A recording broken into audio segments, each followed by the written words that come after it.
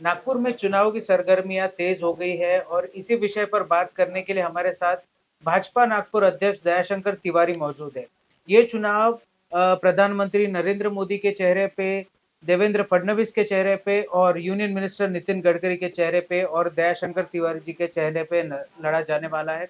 आइए बात करते हैं कि भाजपा इस चुनाव में क्या-क्या रणनीति लेकर जा रही है और क्या जनता से जुड़े हुए मुद्दे हैं जिनको लेकर भाजपा इस चुनावी मैदान में उतर रही है। सर बहुत-बहुत शुक्रिया वक़्त देने के लिए। सर सबसे पहले ये बताइए कि 2017 के बाद नागपुर में इलेक्शंस होने जा रहे हैं। इस चुनाव में क्या रणनीति है बीजेपी और क्या मुद्दे उठा रही है? भारतीय जनता पार्टी मुख्य रूप से अपने विकास कार्यों के आधार पर ही जनता के बीच में जाएगी। भारतीय जनता पार्टी का स्पष्ट कहना है, विकास हमारे लिए घोषणा नहीं, विकास ये हमारी कार्य की संस्कृति है। हमने जिन कामों की घोषणा नहीं की उन कार्यों को भी हमने किया है। अर्थात घोषणा पत्र हमारे लिए मायने नहीं रखता। दैनंदिन जीवन में आने वाली प्रत्येक समस्या को हम रिकॉग्नाइज करके उसका निवारण करने की दिशा में विकास के रूप में काम करते हैं। माननीय नितिन जी के नेतृत्व में, माननीय देवेंद्र जी के नेतृत्व में, साथ ही साथ में नागपुर महानगर पालिका में जो इतने वर्षों में हमारे इतने सारे महापौर हुए हैं, सबके नेतृत्व में जनता से जुड़ी हुई अनेक समस्याओं का निराकरण करने की दिशा में हमने काम किया है और उन्हीं विकास कार्यों के आधार पर हम लोग मतदान मांगे हैं। हम लोग देख रहे हैं सर कि किस तरीके से पानी का मुद्दा बहुत बड़ा मुद्दा बनते जा रहा है। लोगों के घर में साफ पानी नहीं आ रहा। उसके लिए बीजेपी की क्या रणनीति है और क्या रोड मैप है? अगर आप पुरातन काल की व्यवस्था देखेंगे और वर्तमान की व्यवस्था देखेंगे तो आपको जमीन आसमान का अंतर दिखाई देगा। हमने बहुत बड़े प्रमाण में शहर की पानी की लाइन को नूतनीकरण किया है, नई लाइन डाली है। हमारी जो पुरानी कास्ट आयरन की लाइन थी उसकी जगह पर हमने नई पाइपलाइन डाली है और जिसके कारण गंदे पानी की समस्या का बहुत बड़े प्रमाण में निराकरण हुआ है।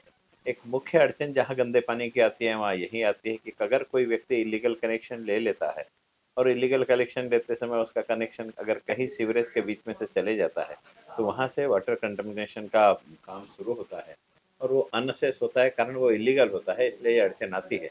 इसलिए जितने भी पुराने कनेक्शन पुरानी लाइनों से जुड़े हुए थे उन लाइनों के पुराने कनेक्शनों को डिस्कनेक्ट करके हम उस दिशा में काम कर रहे हैं। और ये मैक्सिमम ऐसी अड़चन अगर कहीं आती है तो कंजेस्टेड एरिया में आती है, उस कंजेस्टेड एरिया में भी उसका निराकरण करने की दिशा में तेजी से काम चालू है। समता नगर की म्हाडा कॉलोनी में, नारा के पास में जो म्हाडा कॉलोनी है, वहाँ पे हमने देखा कि वो लोग एक बड़ा आंदोलन लेके एनएमसी पहुँचे थे, क्योंकि वहाँ पे सीवर लाइन पूरी चौक थी, वहाँ पे दलदल बना हुआ था। उसका निवारण कैसे हो पाएगा? देखिए वहाँ का जो परिसर है अविकसित लेआउट है और अविकसित लेआउट में काम करने के लिए जिस समय महाराष्ट्र के मुख्यमंत्री विलासराव देशमुख थे उन्होंने पूर्ण रूप से प्रतिबंध लगा दिया था। केवल प्रतिबंध लगाया था ऐसा ही नहीं, महानगर पालिका को तो उन्होंने बर्खास्त कर दिया था कि तुमने अविकसित लेआउट में काम कैसा किया। उन्होंने जीआर निकाल दिया मुख्यमंत्री के रूप में, महानगर पालिका के 99 नगर सेवकों को जेल में डाल दिया कि आपने अविकसित लेआउट में काम कैसे किया। महानगर पालिका की बर्खास्तगी का भी कारण यह रहा कि आपने गलत जगह पैसे का उपयोग किया। जो नागरिक महानगर पालिका के परिसर में रहते हैं, महानगर पालिका का टैक्स देते हैं और महानगर पालिका अगर उनको सुविधाएं नहीं देंगी तो हम जो टैक्स ले रहे हैं उसका औचित्य नहीं, इस दृष्टि से महानगर पालिका काम करती थी। विलासराव देशमुख के पत्र निकालने के बाद वो सारे काम रुक गए थे और वो काम आप कल्पना कीजिए कि 2000 से लेकर के 2014 तक रुके रहे। जब माननीय मुख्यमंत्री देवेंद्र जी फडणवीस मुख्यमंत्री बने, उनके मुख्यमंत्री बनने के बाद उन्होंने शासन के उस काले जीआर को रद्द किया और अनाधिकृत लेआउट में डेवलपमेंट के लिए महानगर पालिका को विशेष निधि दी और इतने वर्षों के बैकलॉग को समाप्त करने की दिशा में कदम उठाए गए। अब जो काम 14 साल तक रुका था वो पूरा का पूरा एक साथ नहीं हो सकता। उस दृष्टि से वहाँ भी विकास के काम चालू है। अमृत के अंतर्गत पीने के पानी की लाइन वहाँ डाली जा रही है और वहाँ भी सीवरेज का काम किया जा रहा है और आने वाले कार्यकाल में उन सारी बस्तियों में आपको विकसित कार्य दिखेंगे, इसमें कोई दो राय नहीं। मैं बड़ी विनम्रता से कहना चाहता हूँ कि आप जिस क्षेत्र की बात कर रहे हैं वो क्षेत्र नितिन राउत जी का क्षेत्र है। 2 बार पालक मंत्री रहे हैं और 2 बार पालक मंत्री रहने के बाद अपने विधानसभा क्षेत्र की समस्याओं का जो निराकरण नहीं कर सकता, उनसे ये प्रश्न पूछना चाहिए कि पालक मंत्री की हैसियत से आप क्या कर रहे थे, आप घर में बैठे थे क्या? कल्पना कीजिए, नितिन जी के किए हुए काम दिखते हैं, देवेंद्र जी के किए हुए काम दिखते हैं, चंद्रशेखर बावनकुळे पालक मंत्री थे उनके किए हुए काम दिखते हैं, तो नितिन राउत जब पालक मंत्री थे तो उनके किए हुए काम क्यों नहीं दिखाई देते? जिस तरीके से अभी हिवाळी अधिवेशन समाप्त हुआ, कई सारे अहम मुद्दों पर चर्चा हुई, लेकिन एक सबसे बड़ा मुद्दा ये था कि विपक्ष को बोलने नहीं दिया गया। विपक्ष का मानना ये है कि 1 साल से एलओपी का पोज़ीशन खाली है और उसको अभी तक बीजेपी या कोई भी वहाँ पे लीडर ऑफ ऑपोज़िशन बनाने नहीं देना चाह रही क्योंकि बीजेपी डरी हुई है। इसको किस तरीके से देखते हैं? अब देखिए, कॉन्स्टिट्यूशन में ये मेंशन है कि अपोजिशन लीडर बनाने के लिए, लीडर ऑफ अपोजिशन बनाने के लिए कितने सदस्यों की नितांत आवश्यकता। अब कॉन्स्टिट्यूशन में जो मेंशन है उसके अनुरूप ही शासन चलाना पड़ेगा। हम संविधान के विरोध में शासन चला सकते हैं? बिल्कुल नहीं चला सकते। और जो संविधान बचाओ आंदोलन करते वो कहते हैं कि हम संविधान के विपरीत निर्णय ले, तो संविधान के विपरीत हमें निर्णय नहीं लेना है, संविधान के अनुरूप हम निर्णय ले रहे हैं और किसी भी व्यक्ति को बोलने से नहीं रोका गया। अगर कोई व्यक्ति लीडर ऑफ अपोजिशन नहीं है तो क्या वो सभागृह में भाषण नहीं देता है क्या? उसका नैसर्गिक अधिकार है। उस राजनीतिक पक्ष के अनुरूप हर पक्ष को अपनी प्रतिनिधियों की संख्या के आधार पर टाइम अलॉट किया जाता है। अपोजिशन लीडर रहा तो एक व्यक्ति को ज्यादा समय मिल जाता है, अपोजिशन लीडर नहीं है इसलिए पार्टी के सब लोगों को बराबरी का समय मिलता है, उसका सदुपयोग उन्होंने करना चाहिए। एक और अहम मुद्दे की तरफ आपका ध्यान आकर्षित करना चाहेंगे। जिस तरीके से एक सिटिंग आमदार कृष्णा खोपड़े को धमकियाँ मिल रही है क्योंकि कृष्णा खोपड़े वर्सेस तुकाराम मुंडे काफ़ी बड़ा इश्यू बन गया। उसके अलावा नितिन राउत को भी धमकियाँ मिल रही है। तो क्या इसके लिए गृह मंत्रालय को कुछ संज्ञान लेना चाहिए कि सिटिंग आमदार को अगर धमकियाँ मिल रही है? मैं बड़ी विनम्रता से कहना चाहता हूँ कि तुकाराम जी मुंडे हुँ, नागपुर महानगर पालिका में आयुक्त रहे हैं और उनके आयुक्त के कार्यकाल में उनके विपरीत मैंने भी 7 घंटे का भाषण दिया। मुझे फोन तो नहीं आया किसी का, धमकी तो नहीं मिली, लेकिन सोशल मीडिया के माध्यम से मेरे छवि को मलिन करने की कोशिश उनके पूरे टीम ने मिल करके की थी। वर्तमान में भी वही परिप्रेक्ष्य है। विरोध में बोलने वाले को समाप्त करने की दिशा में कदम उठाना, उस दिशा में अगर कोई कार्य कर रहा है तो ये कहीं ना कहीं लोकतांत्रिक पद्धति के विपरीत है। मैं विनम्रता से कहना चाहता हूं, किसी ने अगर हम पर आरोप लगाया तो उसका मुंह बंद करने की अपेक्षा हमने न्यायालयीन प्रक्रिया से कायदेशीर कार्रवाई करके उस दिशा में अपने कदम आगे बढ़ाने चाहिए और अपने आप को स्वच्छ साबित करना चाहिए। अगर हम लड़ने लगेंगे तो गुंडों, बदमाशों में और अधिकारियों में फर्क क्या पड़ जाएगा? हम धमकी देने लगेंगे तो सुपारी देने वाले अंडर माफिया और हमारे जनप्रतिनिधियों में क्या फर्क पड़ जाएगा? इस दृष्टि से तुकाराम मुंडे जी के प्रकरण में भी तुकाराम मुंडे ने विनम्रता से अपनी बात सामने रखनी चाहिए थी, प्रेस के माध्यम से सामने रखनी चाहिए थी, प्रशासनिक माध्यम से उसकी जांच करवा के परिपूर्ण निष्कर्ष पर पहुंचना चाहिए था, ना कि किसी को गाली देना चाहिए था, ना किसी को धमकी देनी चाहिए थी। ऐसा मुझे व्यक्तिगत तौर पे लगता है। हमने देखा है कि आप जनता से जुड़े हुए नेता हैं, आप जब भी हम आपको मिलते हैं, आप जनता के बीच में रहना ज़्यादा पसंद करते हैं। अभी आप नागपुर भाजपा अध्यक्ष हैं, आपके सर पे चुनाव की इतनी बड़ी ज़िम्मेदारी है। किस तरीके से दोनों चीज़ों को बैलेंस करते हैं, जनता से जुड़ाव और साथ ही साथ इलेक्शंस? देखिए, भारतीय जनता पार्टी एक राजनीतिक पक्ष है और राजनीतिक पक्ष का अध्यक्ष शायद मुझे इसलिए बनाया गया कि मैं जनता के बीच में रहना पसंद करता हूँ, इसलिए ये 2 in 1 है। पुराने ज़माने में टेप रिकॉर्डर चलता था और रेडियो चलता था, दोनों अलग-अलग चलते थे। जी। बाद में दोनों को एक साथ चालू कर दिया तो 2 in 1 हो गया। वैसे ही कॉम्बो है ये कि मेरे दोनों काम एक साथ हो जाते हैं। मैं जब मिलता हूँ तो पहले जनप्रतिनिधि के रूप में मिलता था, अब जनप्रतिनिधि के साथ-साथ मैं भारतीय जनता पार्टी के अध्यक्ष के रूप में भी मिलता हूँ। तो सामने वाले को भी 2 आदमी से मिलने का मौका मिल जाता है और मैं भी दोनों पदों का उपयोग करके जनसंपर्क को और प्रगाढ़ करने की कोशिश करता हूँ।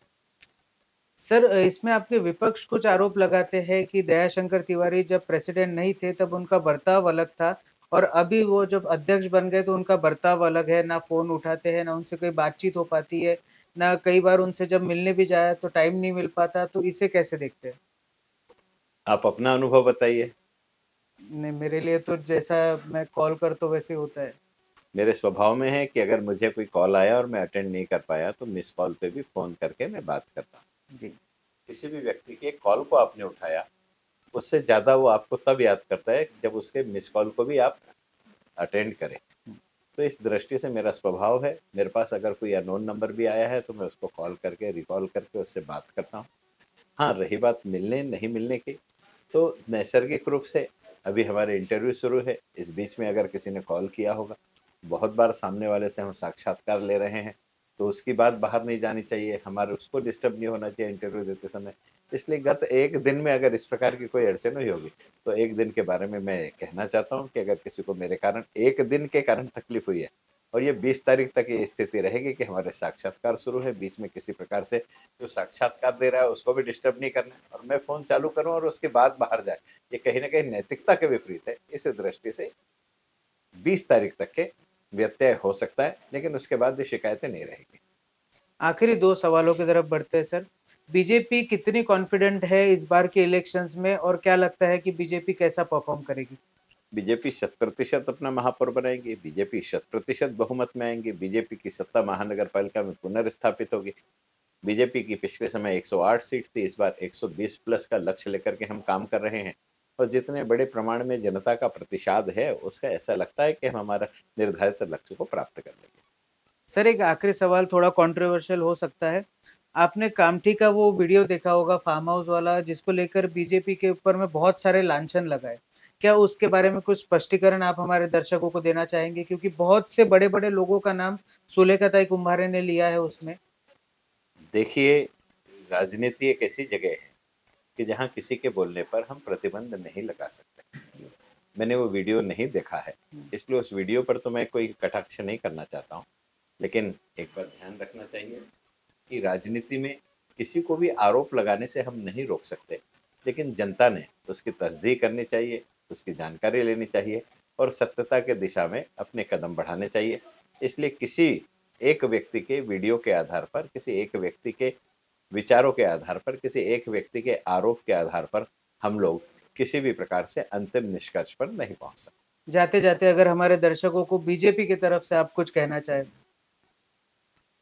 आपने भारतीय जनता पार्टी को नागपुर महानगर पालिका के चुनाव में निर्वाचित करके दिया। मैं केवल इतना ही कहना चाहूँगा कि 97 में जब भारतीय जनता पार्टी जीती, तो 70 साल में यानी आज़ादी के 50 वर्षों में कांग्रेस के कार्यकाल में पीने के पानी के लिए केवल 6 पानी की टंकी थी। लेकिन आज 15 वर्षों से सतत भारतीय जनता पार्टी का शासन है, तो यह 6 पानी की टंकी बढ़ करके 124 पानी की टंकी में तब्दील हो गई। शहर को अगर स्वच्छ पेयजल मिल रहा है, तो भाजपा के नियोजन के कारण मिल रहा है। अच्छी सड़कें मिल रही है, तो भाजपा के नियोजन के कारण मिल रहा है। आवागमन अगर प्रशस्त हो रहा है, तो फ्लाईओवर के कारण हो रहा है। अगर ड्रेनेज सिस्टम में सुधार हो रहा है, तो भारतीय जनता पार्टी के कारण हो रहा है। काम करने की दिशा, काम करने की नीयत और काम करने की संस्कृति, ये भारतीय जनता पार्टी में है, कांग्रेस में नहीं है। मैं ये नहीं कहता कि कांग्रेस ने काम नहीं किया, लेकिन आप कल्पना कीजिए कि 1943 में नागपुर शहर में ट्रंक लाइन डाली गई थी और 1943 के बाद अगर ट्रंक लाइन दोबारा डालने का कोई काम कर रहा है, तो उसके लिए माननीय प्रधानमंत्री नरेंद्र भाई मोदी ने अभी पैसे दिए हैं हमें सीवरेज सिस्टम को डेवलप करने के लिए। अर्थात आजादी के 75 वर्षों में शहर के बढ़ते व्याप के अनुरूप ट्रंक लाइन को परावर्तित करने के लिए किसी कांग्रेसी के दिमाग में बात नहीं आई। ये सारी चीजें उनके दिमाग में आती है जो समाज को अपना परिवार समझ करके कार्य करते हैं। मैं सौभाग्यशाली हूं कि मेरा नेतृत्व चाहे नितिन जी के रूप में हो, चाहे देवेंद्र जी के रूप में हो, ये सारे लोग इस शहर को अपना घर समझ करके इसकी प्रत्येक समस्या का निराकरण करने की दिशा हेतु निधि का नियोजन करके समस्या का निराकरण करते हैं। इस दृष्टि से इन सारी चीजों को देख करके आप अपने मतदान का उपयोग करें। आपने भाजपा का कार्यकाल देखा है, कार्य संस्कृति देखी है, चरित्रवान नेतृत्व देखा है, इसलिए आप इसी के आधार पर आने वाले महानगर पालिका में वोट करें। भाजपा को पूर्ण बहुमत आपने पिछली बार दिया था, इस बार उससे भी बड़ी संख्या में निर्वाचित करके भेजे, यही मैं अपेक्षा रखता हूँ। धन्यवाद। निश्चित तौर पे नागपुर में चुनावी सरगर्मियां जो तेज हो गई है और नागपुर का पॉलिटिकल तापमान काफी बढ़ गया है। एक तरफ के दावे कुछ और है, दूसरे तरफ के दावे कुछ और, लेकिन भाजपा नागपुर अध्यक्ष दयाशंकर तिवारी काफी कॉन्फिडेंट नजर आ रहे हैं और 120 का लक्ष्य रखते हुए वो लोग नागपुर की जनता से अपील कर रहे हैं कि जिस तरीके से पुराना कार्यकाल था उससे बेहतर ये कार्यकाल होगा भाजपा का। अब देखना ये दिलचस्प है कि जनता किसे चुनती है और किसको चुनकर गद्दी पर बिठाती है।